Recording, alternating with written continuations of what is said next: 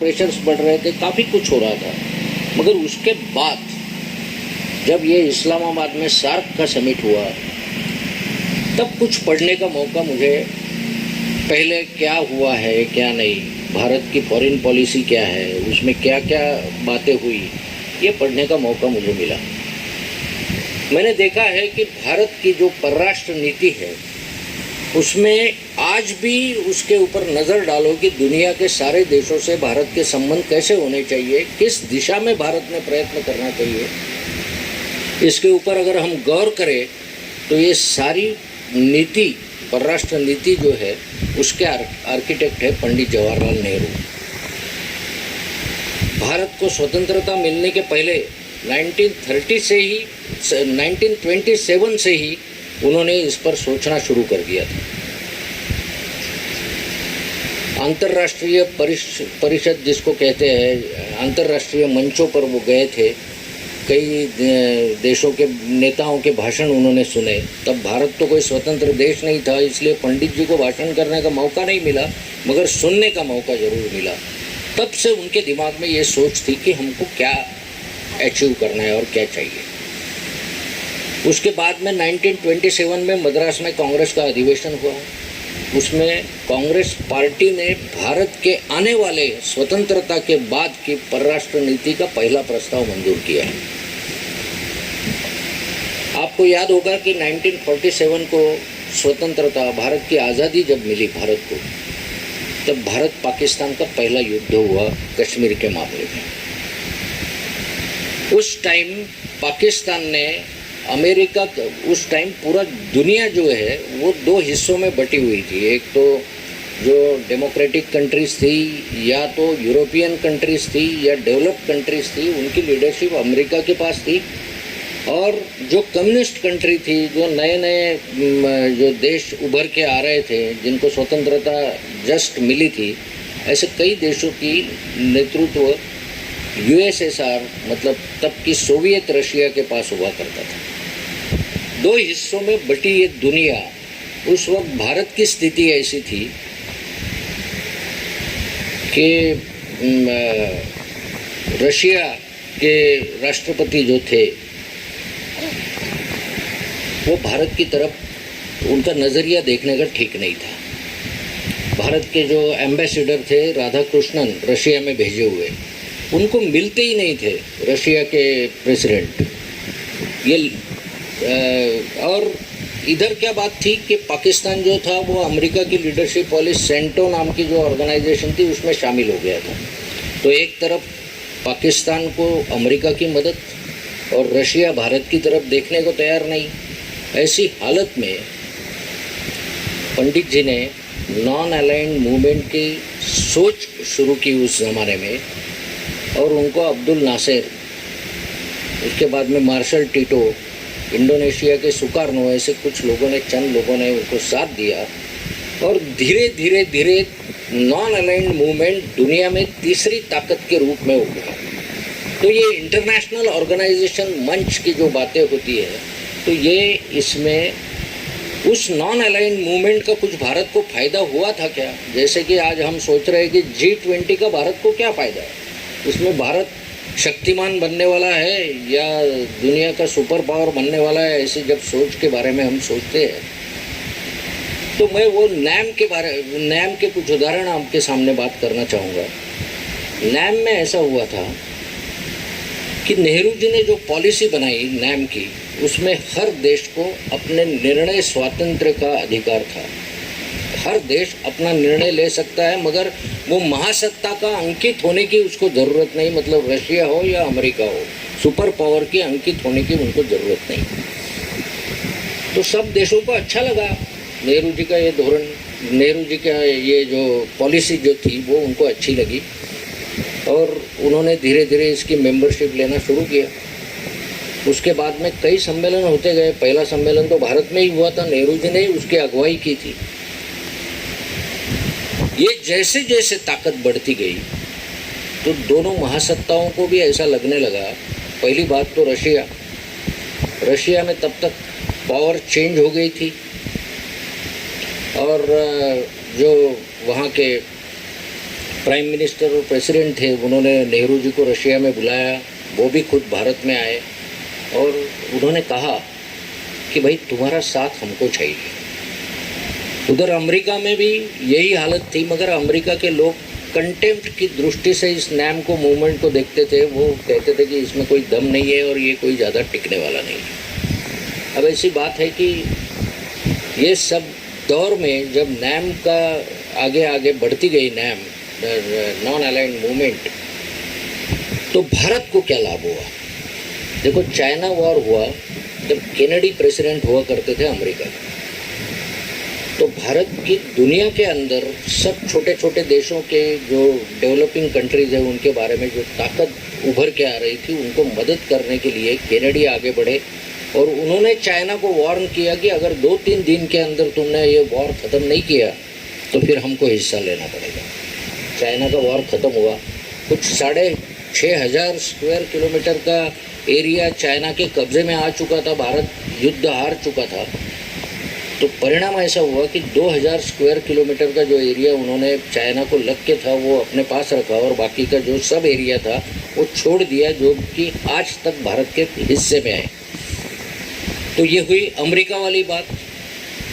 Russia के बारे में अगर सोचे तो पाकिस्तान का जो रवैया रहा करता था सिक्योरिटी काउंसिल में यूनाइटेड नेशंस के, उसमें यूनाइटेड नेशंस के जो सारे देश थे उसमें रशिया डट के भारत की तरफ से खड़ा रहा। चाइना वहाँ विरोध करता था, बाकी के देश विरोध के मूड में थे, मगर रशिया के वेटो की वजह से भारत को एक तसल्ली मिली। ये क्यों हुआ? क्योंकि नॉन अलाइंड मूवमेंट की ताकत और उसका नेतृत्व भारत की तरफ था। अब्दुल नासिर के बारे में मैं कहना चाहूँगा कि जब वॉर शुरू था नेहरू जी के ज़माने में, तो वो जो सुएज कैनाल है वहाँ से अमेरिका का जो 7th नेवल फोर्स जो आने वाला था उसको रोकने में अब्दुल नासिर ने पंडित नेहरू जी की मदद की। और आज़ादी के पहले लगभग 80-90% फॉरेन ट्रेड जो था वो या तो रशिया या तो अमेरिका के साथ दुनिया भर के देशों का हुआ करता था। ये नॉन अलाइनमेंट मूवमेंट शुरू होने के बाद जो छोटे छोटे देश थे उनको नेहरू जी ने समझाया कि हम आपस में व्यापार करेंगे, तुम्हारे पास जो अच्छी चीज़ें हैं वो हम लेंगे, हमारे पास जो अच्छी है वो तुम आप लेना। तो लगभग 60% के आसपास फॉरेन ट्रेड भारत का छोटे देशों से शुरू हुआ। तो ये सब बातें जो है ना, ये अपने इकोनॉमी पे असर करती है, एम्प्लॉयमेंट पे असर करती है, आपसी संबंधों में इजाफा लाती है, बहुत कुछ बातें। तो ये जो सोच नॉन अलाइन मूवमेंट की थी, उसके बाद में तो ऐसा हुआ कि परिस्थितिवश मतलब जब इंदिरा जी ने प्रेसिडेंटशिप का स्वीकार किया नॉन अलाइन मूवमेंट का, जबकि अपने क्यूबा के प्रेसिडेंट उसके अध्यक्ष थे और उनके हाथों से इंदिरा जी के पास ये प्रेसिडेंटशिप आई थी, तब तक नॉन अलाइंड मूवमेंट जो थी वो एक ताकत बनी हुई थी। मगर उसके बाद में दुर्भाग्यवश वो मूवमेंट भी धीरे धीरे उसका स्लो डाउन होते गई, क्योंकि इकोनॉमिक लिबरलाइजेशन का जैसे दौर चला दुनिया में, ग्लोबलाइजेशन का चला, तो नॉन अलाइंड मूवमेंट के कुछ जो मुद्दे थे वो पीछे चलते चले गए। अब ये सब कहने का मैं इसमें काफ़ी विस्तार से बात करता था, मगर अभी शॉर्ट में मैं आपको समझाना चाहूँगा कि मैंने 2 स्टूडेंट के भाषण सुने और मुझे तसल्ली हो गई कि भारत का भविष्य कोई अंधकारमय नहीं है। इसके आगे भी अच्छे नेता भारत को मिल सकते हैं, अच्छी बात कर सकते हैं, लॉजिकल बात कर सकते हैं। उसका कारण ये है कि ऐसा G20 उसमें कमल का फूल खिला के कोई दुनिया का नेता भारत नहीं बन सकता, ये हकीकत है। उसका कारण ये है कि आज भारत का नक्शा आंखों के सामने आप लाइए, उसमें जो भी अपने पड़ोसी देश है, पाकिस्तान से तो अपने संबंध पहले से ही खराब है, उसके बाद में ऊपर आइए नेपाल या बांग्लादेश से भी बहुत अच्छे संबंध है, ऐसा दावा हम नहीं कर सकते। म्यांमार में जो कुछ हो रहा है उसमें भारत का कोई संबंध ही नहीं है, हस्तक्षेप नहीं है, या वहाँ कोई डेमोक्रेसी एस्टेब्लिश करने के लिए भारत का कोई पहल है, ऐसा भी नहीं दिखता है। चाइना रोज उठ के अपने एरिया में उनका अतिक्रमण चल रहा है, वो चाहे अरुणाचल हो या चाहे लेह लद्दाख के एरिया हो या कई बहुत लंबी सीमा है, और वो सीमा अभी तक तय न होने की वजह से चाइना अपना फ़ायदा उठा रहा है। नीचे श्रीलंका के बारे में तो आपने देखा ही है कि 10 साल वहाँ राजपक्षे राज करते थे। एक दिन ऐसा है वो राजपक्षे भी मोदी जी की तरह बहुत पॉपुलर थे वहाँ पे, मगर 10 साल के बाद ऐसी हालत हुई कि उनको देश छोड़ के दूसरे देश में भागना पड़ा। ये अपने पड़ोसी देश की बात है। मालदीव की आगे हकीकत क्या है, वो देश कितने दिन बचने वाला है, उसके बारे में कोई नहीं बोल सकता। तो ये सारे देश जो कि पड़ोसी है, हम पड़ोसी तो नहीं बदल सकते ना, तो ये पड़ोसी देशों के भारत के संबंध कितने अच्छे हैं, इसकी जब हम गणना करेंगे, इसमें अफगानिस्तान भी आता है जो कि सार्क का मेंबर हुआ करता था, मेंबर है मतलब। तो ये सारे देश आज एक लेवल के आगे हमारे दोस्त नहीं है। वो औपचारिकता के जो संबंध होते हैं दो देशों के अंदर, कि भारत और पाकिस्तान के भी है वैसे संबंध, और भारत चाइना के भी है, बिजनेस के संबंध होते हैं, तो वो वहाँ तक ठीक है।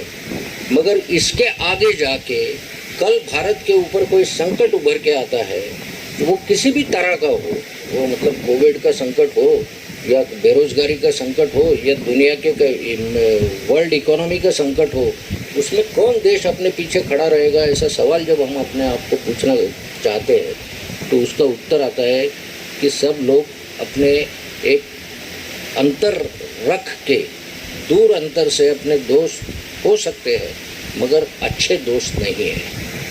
तो ये हालत है। अभी G20 में 20 देशों का समावेश है। ये 20 देश अपनी अपनी तरक्की में लगे हुए हैं, और फिर एक सेरेमोनियल की तरह हर साल प्रेसिडेंसी बदलती है। इस साल भारत के पास है, अगले साल और किसी देश के पास चली जाएगी। एक सेलिब्रेशन का मूवमेंट होता है। तो ये सेलिब्रेशन में अपने आप को विश्व गुरु डिक्लेयर कर दो, अपने आप को सुपर पावर डिक्लेयर कर दो, उससे बिगड़ता कुछ नहीं, अच्छा लगता है, सुनने को तो बहुत अच्छा लगता है, मगर ऐसी बातें सुनने से हकीकत नहीं बदलती। ये मैं आपको कहना चाहता था। देखो ऐसा है, ये जो कंपटीशन के बारे में मैंने सुना बहुत अच्छा लगा मुझे। एक तो उसका 50वां साल है, मतलब गोल्डन जुबिली ईयर है। पूरे देश के अलग अलग हिस्सों से, कोई मणिपुर से आया है, कोई बिहार से आया है, कोई और कहीं से नोएडा से आया है, भारत के अलग अलग हिस्सों से लोग आए हैं। कोई अंग्रेजी में बात कर रहा है, कोई हिंदी में बात कर रहा है, कोई मराठी में बात कर रहा है।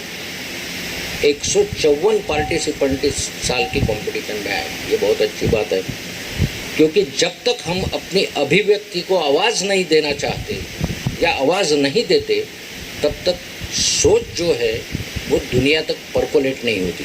मैं पत्रकारिता में था, लिखना मेरा काम था, दोनों पार्लियामेंट के सदन में कवर किया करता था, वहाँ नेताओं के भाषण सुनता था, उनसे मुलाकातें करता था, बातें करता था, उसमें से जो खबरें बनती थी वो लिखता था, मेरा विश्लेषण लिखता था, कॉलम भी लिखता था।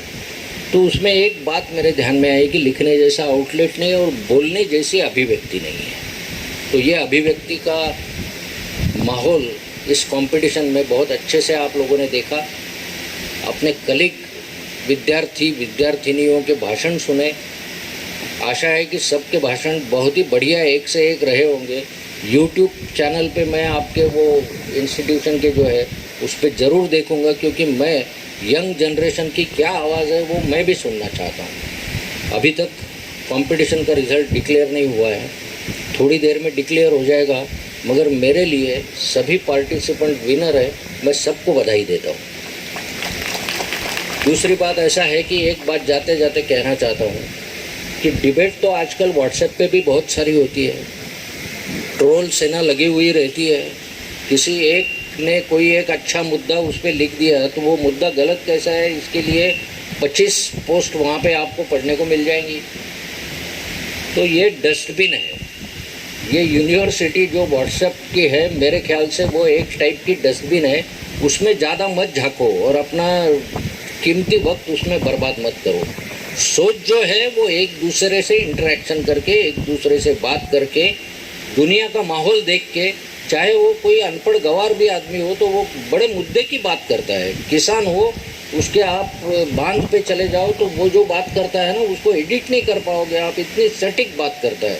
तो ऐसे सब लोगों से आप इंटरेक्शन करो, अपने जो ज्ञान आपने प्राप्त किया है उसकी बढ़ोतरी अलग अलग तरीके से कैसे हो सकती है उसका विचार करो।